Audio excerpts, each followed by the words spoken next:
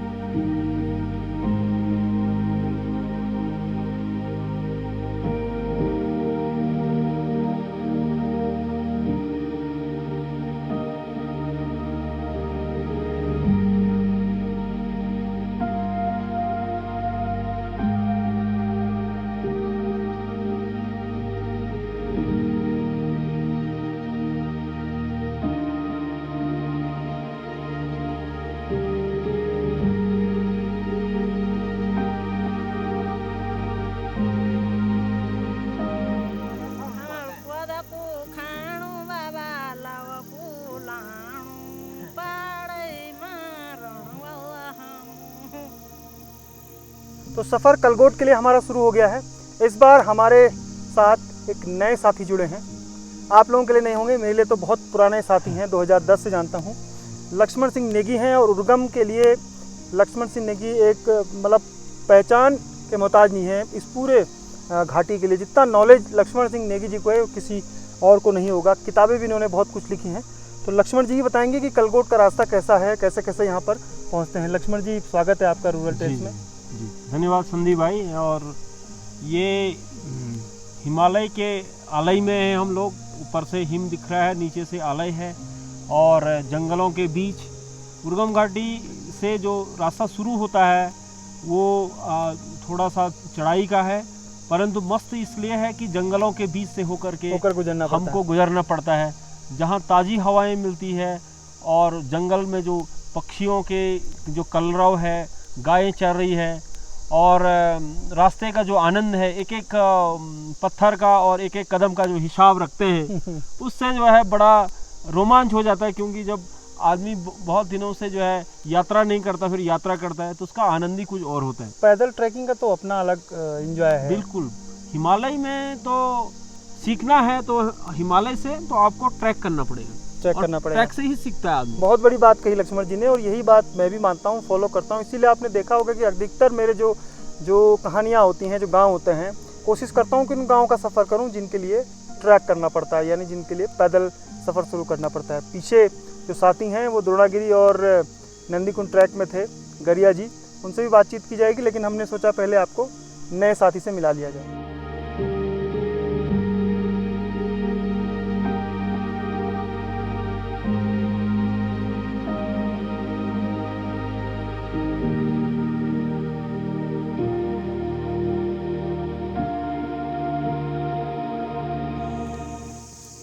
अभी खड़ी चढ़ाई शुरू हो गई है कलकोट के लिए। देखिए ये है चढ़ाई, ऊपर धार तक जाना है।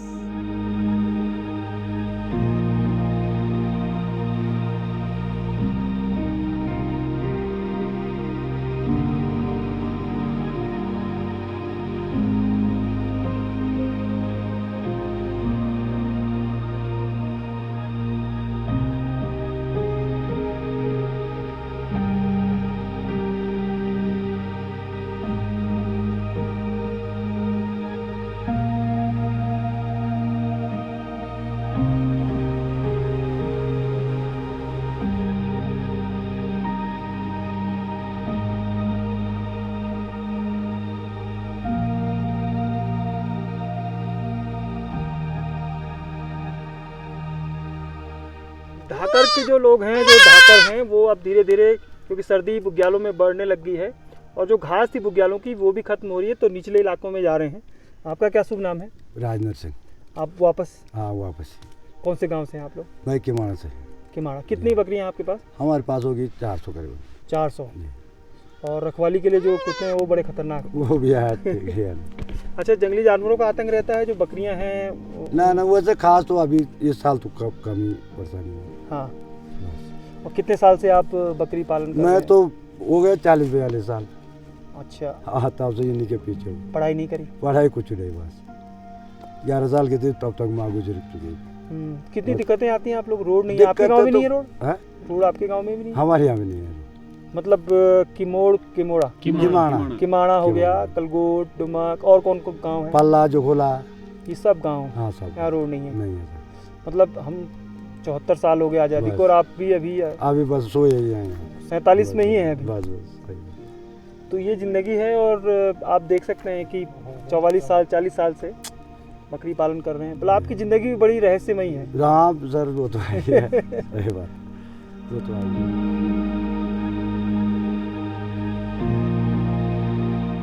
ये वाला पॉइंट था 10 किलोमीटर, 2 किलोमीटर और जाना है। अब आप उतराइए, चलाएं।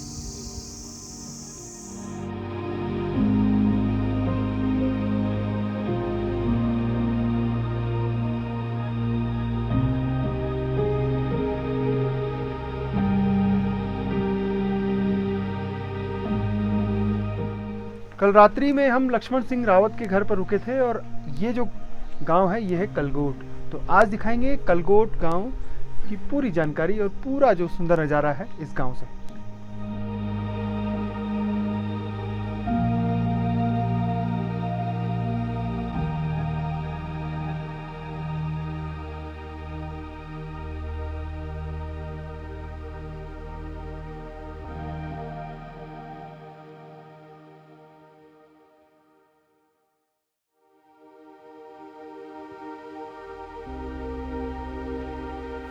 कलगोट में ये एक ही मकान है जिसके ऊपर पटाल नहीं है, घास है, लकड़ी है, उसके ऊपर घास रखी गई है और बारिश में एक भी बूंद नीचे नहीं गिरती है। तो ये मकान पुराने समय में ऐसे ही मकान बनाए जाते थे, लकड़ी के, और दीवार है पत्थर की और ऊपर घास।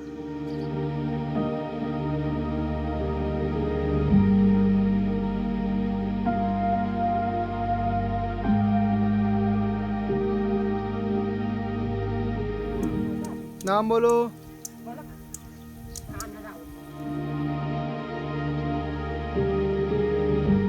कलगोट गांव के लोगों की मुश्किलें कितनी ज़्यादा है और किस तरीके से इन बिना सड़क के लोग जीते हैं। हमारे साथ प्रधान हैं, महिला प्रधान ये यहाँ पर हैं, वो खुद बताएंगी। आपका पूरा नाम?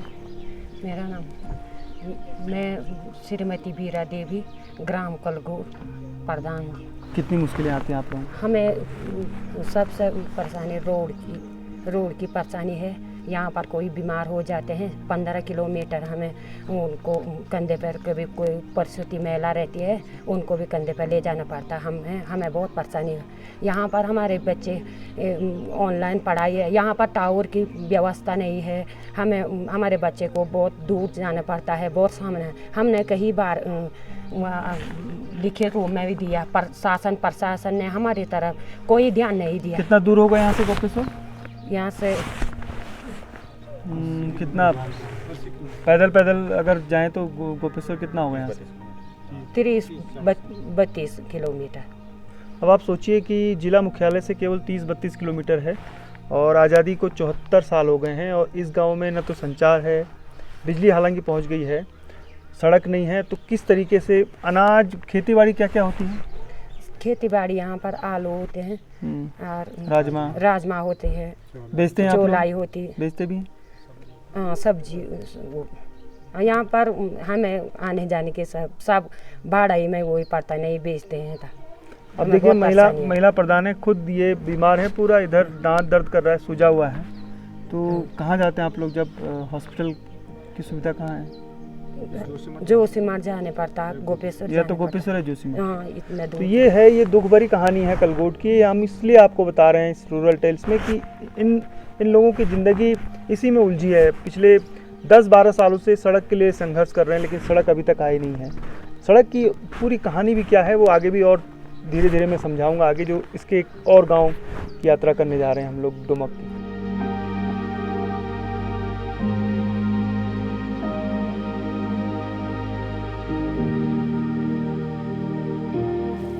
कभी बालू भी हो जाता है, कभी अच्छी हो जाती है। इस बार कैसा है? इस बार ठीक है, चेमी की फसल बहुत सुंदर है। कै रुपए किलो जाएगी ये अब लगा लो, कभी 100 और 80, कभी 100 भी जाते हैं, कभी 110 रुपये किलो भी, जैसा।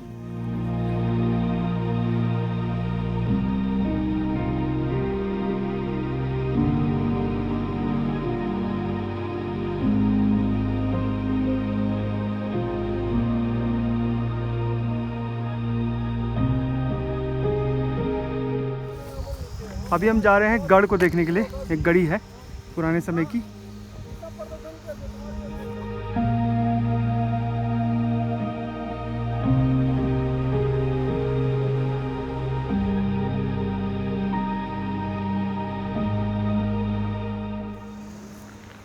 वो सामने दिख रहा है पनार, और यहाँ से आगे बढ़ते हुए ये रास्ता जा रहा है रुद्रनाथ की तरफ।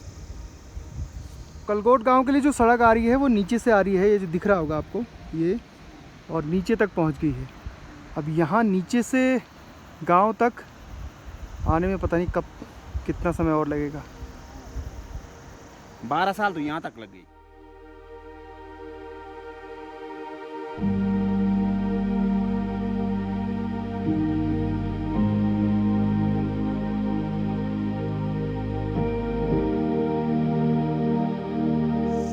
ये जो दीवार है ये बताती है कि यहाँ एक गढ़ हुआ करता था, और इस जगह से चारों तरफ की जो नज़ारे हैं या फिर जो नज़रें रखी जाती थी इस गढ़ से, चाहे रुद्रनाथ की तरफ हो या पीपल कोटी की तरफ हो या गांव के, तो सारे रास्ते थे जो इस इलाके के, यहाँ से नज़रें रखी जाती थी।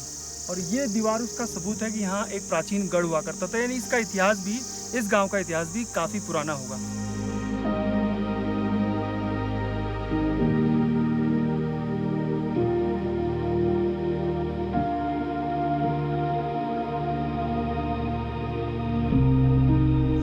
भारत में जो है जो रजवाड़े रहे हैं उसी समय जो है गढ़ियों का निर्माण हुए, परंतु जो गढ़ियों के साथ साथ जो है कि जो नियम कानून लागू किए वो अंग्रेज़ों ने ज़्यादा करके जो है लगान वसूल के लिए जो है, और किसानों पर कर लगाने के लिए जो है उन्होंने हर जगह पदान बनाए, और पदानों का काम था कि वो माल गुजार के माध्यम से जो है लगान इकट्ठा करना और अंग्रेज़ों तक पहुँचाना। जब अंग्रेज़ों का जो है कि जब कभी जो है पटवारी या उनका कोई आदमी आता था तो उसको लोग लेने के लिए चमोली या रामनगर या ऋषिकेश जाते थे, और घोड़े में आता था। अलग अलग जगहों से जो है पट्टियों में जो है अलग अलग व्यवस्था होती थी।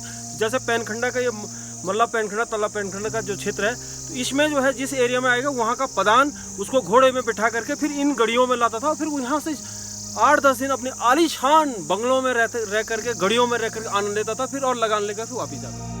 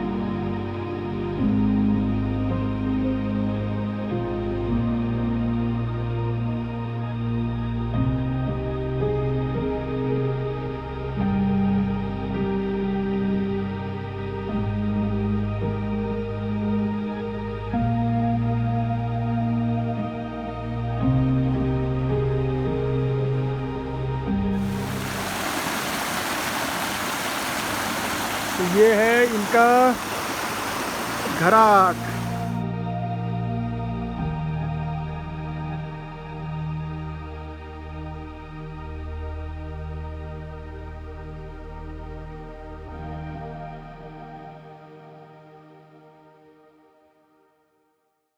लक्ष्मण जी, इस जगह का इतिहास क्या है? जी तो ये यहाँ पे जैसे ये कोटधार बोलते हैं हम, तो ये लोकल भाषा में कोट बोलते हैं, कोटधारी नाम से ये जाना जाता है।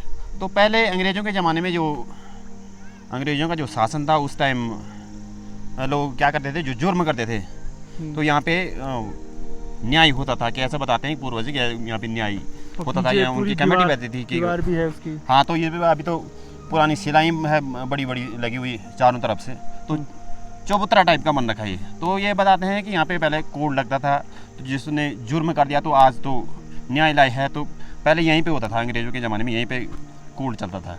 अच्छा, गांव का नाम कलगोट के पीछे की क्या कहानी है? तो कलगोट का तो सर ये है, जैसे हमारे यहाँ पे जाग देवता है, एक कुल देवता है, तो यहाँ पे कहते हैं कि कलगोट तो कौंधोड़िया नाम से, कौंधोड़िया देवता है जाग देवता हमारा, तो उसके नाम से जो है कलगोट नाम पड़ा है। लक्ष्मण भाई, एक यहाँ पे गढ़ भी है? जी जी जी बिल्कुल गढ़ है। तो बोलते हैं कि पहले एक राजा हुआ करता था यहाँ पे, जो गढ़ है हम देख भी चुके हैं आप लोग। तो कल की नाम का कोई राजा बैठता था वहाँ पे, तो उस नाम से भी किसी का ये कहना है कि कलगोट नाम इसलिए भी पड़ा है कह के ये। तो आपने देखा कलगोट की जो पूरी कहानी, समस्या तो बहुत है लेकिन इसका अपना प्राचीन इतिहास भी है।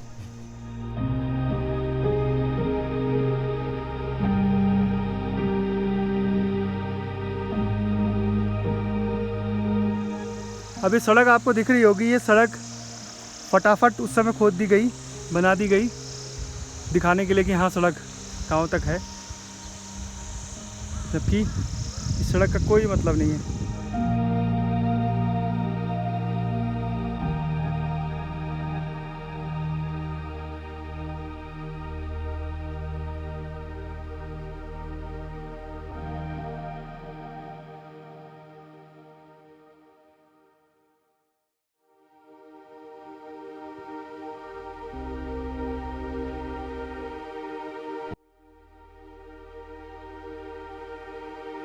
हो गया ये मशीन के लिए? हाँ। मशीन को तो इनका जो है कि 1 साल से सड़ रही इनकी मशीन यहाँ, और विभाग की भी लापरवाही, इसमें ठेकेदार तो और लापरवाही वाला है। मिल लगता है विभाग, ठेकेदार और शासन प्रशासन सारी की मिली भगत है इस रोड पर। पैसा के लिए उन्होंने खटाखट ये खोद दी और उसके बाद खड़ी करके मशीन अब भाग गए। ये मशीन जो है ये रोड बनाने के लिए आई थी और यहीं पर है। कितने सालों से है लक्ष्मण जी? ये इसको तो कम से कम 2 साल हो गए सर यहाँ पे। 2 साल से यहीं है जी। ये देखिए खराब भी हो गई होगी शायद, ये तो खराब भी हो गई होगी। पॉकेट फटा हुआ है, ठेकेदार पता नहीं कहाँ आ गए, कोई पता ही नहीं है, कोई इंचार्ज नहीं है। देखिए ये स्थिति है इस इलाके में बनी हुई है, और दिखाने के लिए तो ये आपको पता ही है, नीचे गदरे से यहाँ पहुँचा इन्होंने बिल्कुल खड़ी कर दी। दोस्तों, इस कहानी का अंत आ गया है और अंत आने से पहले ठीक पीछे ये रुद्रनाथ की पहाड़ियाँ हैं, पनार, बुग्याल, जो पंचधार है, उसके बाद जो पंचगंगा है, ये तमाम जो बुग्याल है वो दिखाई दे रहा है। अगर सोचिए कि कलगोट और डुमक सड़क चली जाती तो यहाँ से भी ट्रैक शुरू हो जाते, चाहे वो रुद्रनाथ हो या फिर नंदी कुंड हो या बंसी बुग्याल। उत्तराखंड के कुछ गांव ऐसे हैं जो दूरस्थ हैं और शायद कलगोट डुमक भी उन्हीं में से एक है, जहाँ 20 किलोमीटर से भी ज़्यादा पैदल सफ़र करके ग्रामीणों को यहाँ तक आना पड़ता है। सोचिए उन गाँवों की क्या स्थिति होगी, कैसे वहाँ का शिक्षा स्वास्थ्य का स्तर होगा, कितनी मुश्किलों का सामना उनको करना पड़ता होगा। ये पूरी कहानी आपको कैसे लगी आप कमेंट ज़रूर करिएगा। इस कहानी पर तो विशेष तौर पर कमेंट ज़रूर करिएगा क्योंकि इसको बनाने में भी काफ़ी मेहनत लगी है। जय नंदा, जय हिमाल।